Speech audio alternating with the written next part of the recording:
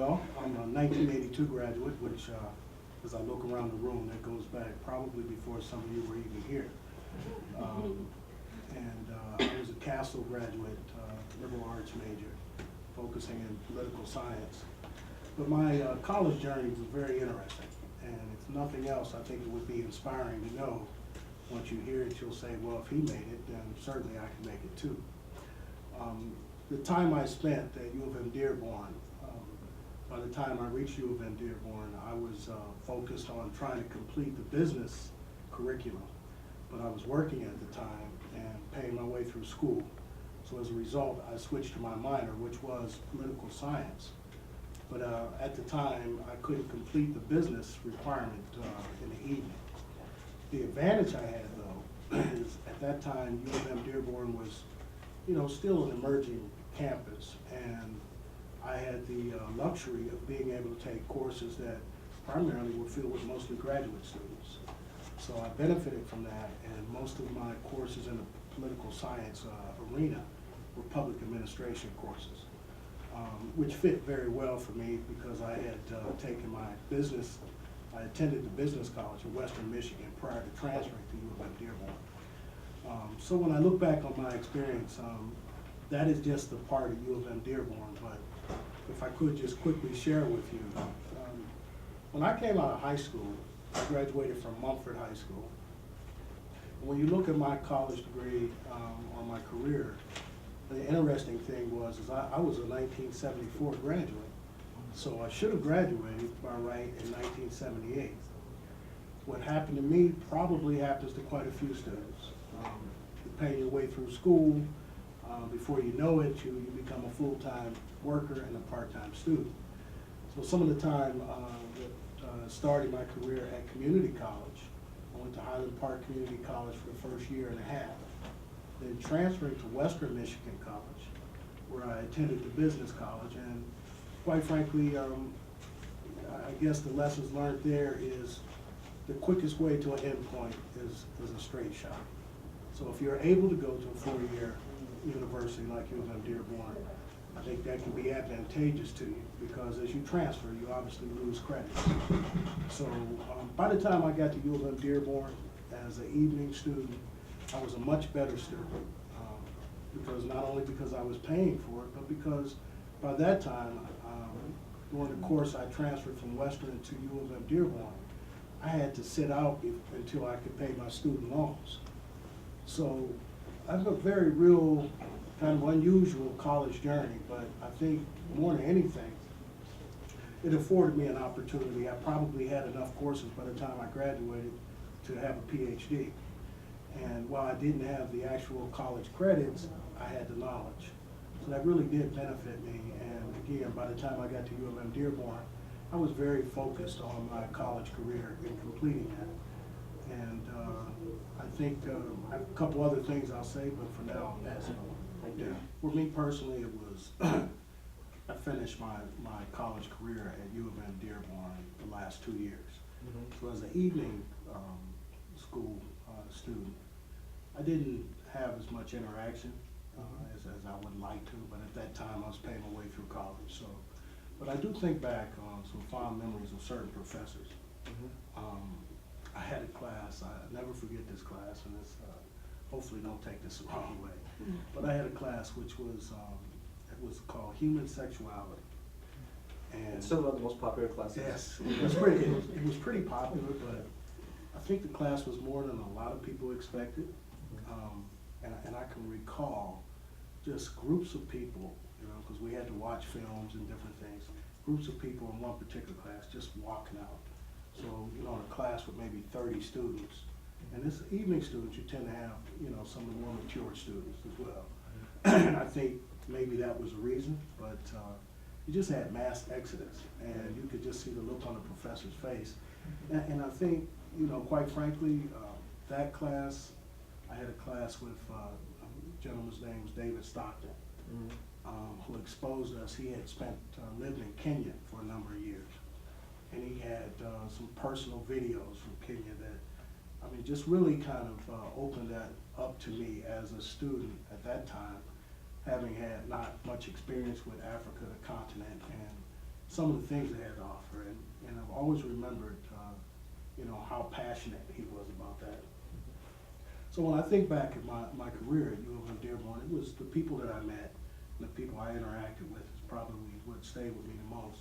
But if I could just, a bit of a sidebar in terms of what Janie and David both said, I can tell you from a slightly different perspective why it's important to be involved. I think both of them, you owe a note of gratitude to for their efforts to try to really make it better for those coming behind them.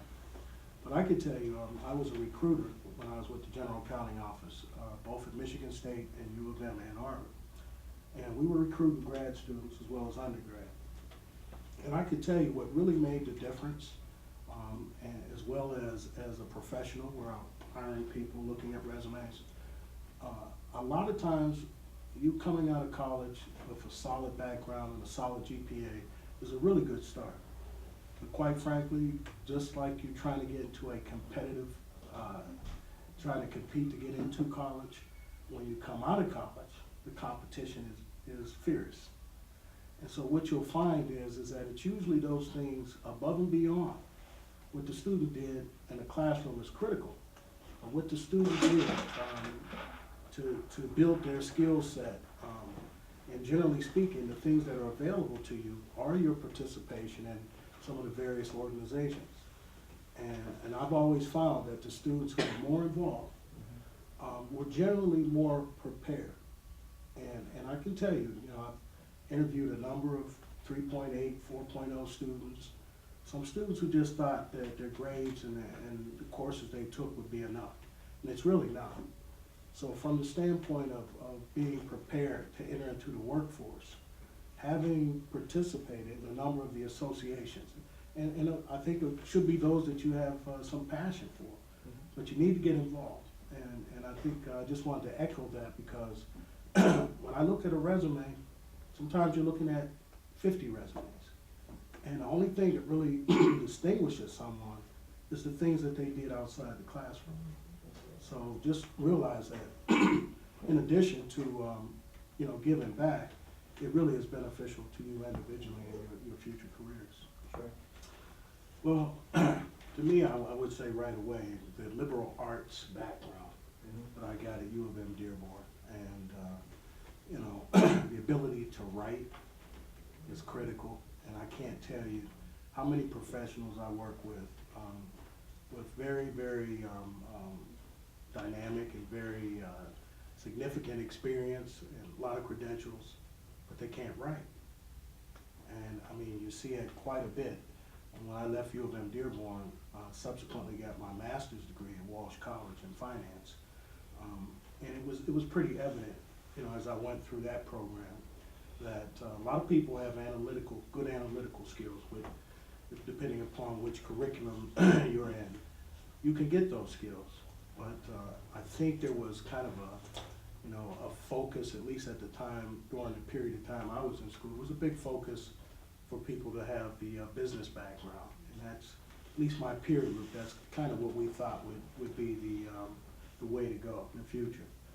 But I think what can be overlooked is those basic skills that are required, and no matter what profession you go in. But writing, I mean, every day it comes up. In my profession, I'm the chief auditor for Detroit Public Schools. So obviously, not only managing and running audits, but writing reports. Can you maybe talk a little bit about what it means to be an auditor? Sure. As well. As an auditor, there are various types of auditors, but primarily what you're doing is attesting to whether or not something has occurred, or verifying the effectiveness of a program. The type of audits that we do are both multiple in terms of financial audits, performance audits. So to give you an example, and it started with some of the work I did with the U.S. General Accounting Office. We would work on things like major national policy issues, like the U.S. energy policy. I worked on a reauthorization of the Clean Air Act, where we were actually testing a program. Many of you may not remember, but there was a time here in Michigan where you had to have your emissions tested on your vehicle. And essentially in this part of the country, you pull up into garage and somebody would put something on your exhaust pipe and put you on a machine and tell you whether or not you passed. And that program, for example, was one that we audited. Because of that audit, it was a national audit in scope, but because of that audit, they discontinued that program here in Michigan. And the reason why is that the program, quite frankly, did not replicate real world conditions. And therefore, essentially what it was is just fueling a small business, but it wasn't providing any real benefit as it related to clean air. I've had audits where we've looked at, we went into Wayne County jails, where we're assessing how well the prisoners are being treated. We've done Medicaid audits. At the Detroit Public Schools, obviously we look at a multitude of things related to academics, but we also look at the functional areas that most auditors would look at: finance, procurement. But ultimately, what you're trying to do is ensure that things are working as they're supposed to. And in my position, I have five team members or auditors that work with me. And their charge, their responsibility is to ensure that DPS operations are both effective, meaning that they achieve their stated goal, and efficient in terms of the amount of resources it takes to accomplish that goal. We also have the added responsibility of ensuring that we comply with laws and regulations. Understanding these are things that are critical to the success of any organization. And then finally, we have to ensure that the assets we do have are properly safeguarded. So it's interesting though, because I didn't go to school, quote unquote, to be an auditor. When I was in your position, I didn't even think about being an auditor. I was actually exposed to a career day that was held at UM-Dearborn's campus. And I met a gentleman who was from the general accounting office. And he kind of explained to me what they did, and for me, it sounded very exciting. And essentially, he said, you know, we're really consultants to Congress, you know, and he pitched it as, you know, there are some things that in order for decision makers to make the right decision, they have to be properly informed. And sometimes it goes far beyond how much a program costs. Particularly when you're in government, you know, you hear people say, well, government is a business, should be run like a business. Well, I think to the extent that you want to make sure that you're efficient, whereas in a business you got to focus on your income and your bottom line, what government does is deliver services. And that's the primary purpose of government, to deliver those services and to do it efficiently and effectively. So to tell a decision maker how much a program costs is only part of the picture. The real question is whether or not the jobs program that they pass is effective. Has it reached its intended goal? So when you look at the type of work we do, it's very broad-based. I've had audits where we were out in the middle of the night watching people going into parking lots, so sometimes it can get a little clandestine. But at the same time, you know, it's all meaningful in the sense of focused on trying to make sure that your dollars, your parents' dollars, taxpayer dollars are spent as they should be. And so when you do hear things about the waste in government, well, I can tell you, I've worked in Fortune 500 companies and corporations. There's waste everywhere. Okay, so if you don't have, quote unquote, the cop on the beat, somebody like me, what eventually happens is people begin to do things that they shouldn't do. And I could give you a good example. I mean, just taking home items from work. I need some paper, so I take the paper home.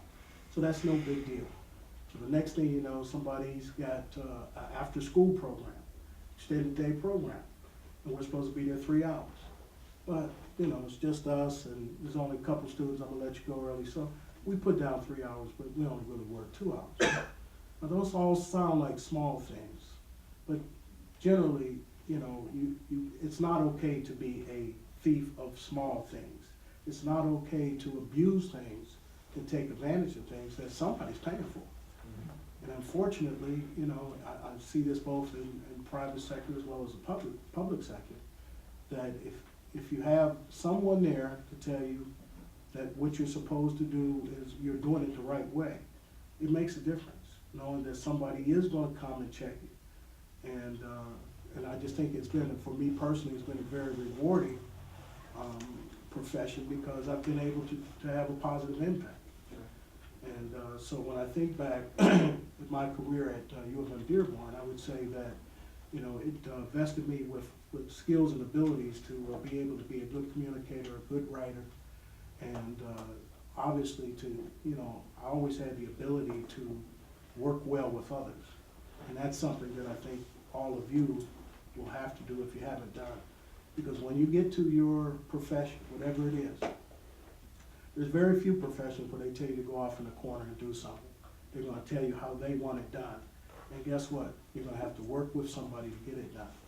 So I would say that, you know, that interpersonal skill, your ability to communicate, all of those things are important, and that's what my education at UM-Dearborn vested me with. I won't answer the first one. You all can take the first one. Yeah, I'd like to answer the last question though, Sure. because I think that, all are excellent questions, but I think, quite frankly, Dave and I had this conversation as we were having lunch. For me, when I was at Western Michigan, the business college, and I was always a pretty good student coming out of Mumford, or so I thought. But I think there's a commonality, not only within our community, but others. But coming out of the public school system, where my grade point average was 3.4, 3.5, when I got to college, it was obvious to me, particularly that first year, where you're taking courses that, you know, you're taking maybe your math, your English, and courses that you've already been exposed to. It was pretty obvious to me that some of my peers, this was just a refresher for them. But in each one of those courses for me, there was a component that I hadn't been exposed to. And as it related to math, you know, for a lot of us, that was a struggle. And it was surprising because, you know, I thought I was a pretty good math student. So what I actually did, when I was at Western, I just decided to myself, because I didn't know how to study. And I think a lot of people, you know, that sounds a little crazy, but you'd be surprised. In high school, I studied the night before the exam. I might, you know, if I had a paper due, a couple days before it was due. And you know, I always did pretty good. But when I got to Western, it was pretty obvious to me, in order to stay on top of it, I had to do more. So I wasn't sure. So what I did was, I said, I'm gonna study 2 hours every day, Monday through Sunday. I'm gonna study 2 hours, no matter what. If I have homework, if I don't have homework, I'm gonna study. And initially, as I started that doesn't sound like much, but believe me, that helped really keep me focused as a college student. When I look back at my peer group, particularly those at Western, I was the only one in my peer group that made that commitment. And it's probably not by chance that of that peer group, I was the only one that ultimately ended up graduating. And I think what you hit on is, you know, I had some statistics, and I won't take the time to go into it, but just recognize that, you know, only 4 out of 10 students, African-American students, end up graduating from school. So it's a major impediment to get into school, and you all should be applauded for your ability to get into a school like UM-Dearborn. But the ultimate challenge is to finish. And everybody I know went to college. And if that's 20 people, I'm talking about my peer group, if that's 20, I would say probably 5 of them completed college. So you have to, once you're in college, and there's, as you know, any of you that have been there for more than a year, there's a number of things that will come up. Personal things, it's usually the things outside the classroom. And mine at Western was becoming a full-time worker and a part-time student. And that got to me. So I quit the job and came back to Detroit, and that's when I made my journey to UM-Dearborn.